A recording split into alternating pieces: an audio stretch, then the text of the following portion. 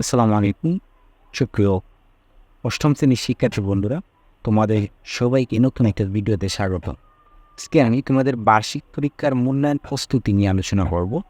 চূড়ান্ত একটা প্রস্তুতি, অধ্যায় 1 অর্থ বুঝে যোগাযোগ করি। অধ্যায় 1-এর নাম হলো অর্থ বুঝে যোগাযোগ করি, এই অধ্যায়টির নাম। তো প্রত্যেকটাই আমরা দেখব। আমরা চলুন বাংলাটা শুরু করে দিই। 1 নাম্বার সংক্ষিপ্ত প্রশ্ন আজকে, বহু নির্বাচন প্রশ্ন আজকে দেখব। যোগাযোগের যথার্থ উপায় বেছে নিতে নিচের কোনটি কিসের মাধ্যম আর কি? খ, খ, ঘ, গ। এটা কিন্তু উদ্দেশ্য হবে। 2 নাম্বার মান্নার সঙ্গে চেঁচায়, এখানে চেঁচায় কোন ধরনের ক্রিয়ারূপ? ঘনিষ্ঠ ক্রিয়ারূপ। 3 নাম্বার নিচের লুকিয়ে রেখে শত্রুপক্ষের বিরুদ্ধে যে যুদ্ধ করা হয় তাকে কি বলে? গেরিলা যোদ্ধা। শাহ নদীর বাড়ির নম্বর কত? 220। 5 নাম্বার তুমি যাও বাক্যের কোন ধরনের সর্বনাম ব্যবহার হয়েছে? সাধারণ।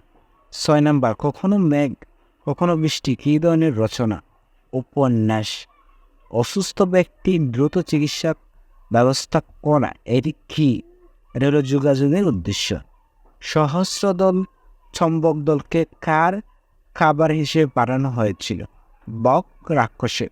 লিখিত যোগাযোগ ধরন হতে পারে ব্যক্তিগত, প্রাতিষ্ঠানিক অথবা ব্যবসায়িক, তিনটাই। 10 নম্বর বাদ প্রতিবন্ধ মানুষের ভাষা কোনটি? ইশারা। 11 নম্বর রেডিয়াম কি? তেজস্ক্রিয় মূল। চন্দন কোন গাছের ডালের সবুজ নিশান দেয়? পাখুন। শিমুর ভাইয়ের কয়টা থেকে পাওয়া যাচ্ছে না? 9টা, সকাল 9টা থেকে। ছোট চাচাকে কোথায় বন্দি করে রাখা হয়েছে বলে ধারণা করা হয়? কুর্মিঠুলা। 15 নম্বর শত্রুরা দামাল ছেলেগুলা কোথায় চালান দেয়? 9 নম্বর কুর্মিটালার বন্দি শিবিরে।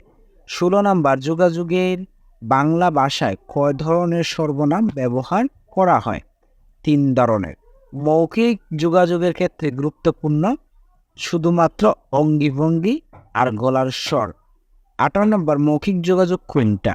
কথোপকথন। 19 নম্বর কারা বিপদে সবার আগে আসে? অর্থাৎ ভাবা জানোয়ারা। 20 নম্বর যোগাযোগের সময় বিবেচ্ছনা নিচে কোনটি? পরিস্থিতি। তো আমরা পরবর্তী পার্ট থেকে কিন্তু অষ্টম অধ্যায়ের আজকে সংক্ষিপ্ত দেখছি, পরবর্তী পার্ট থেকে বহু নির্বাচন দেখছি, পরবর্তী পার্ট থেকে আমরা সংক্ষিপ্ত রাখবো। সবাইকে ধন্যবাদ।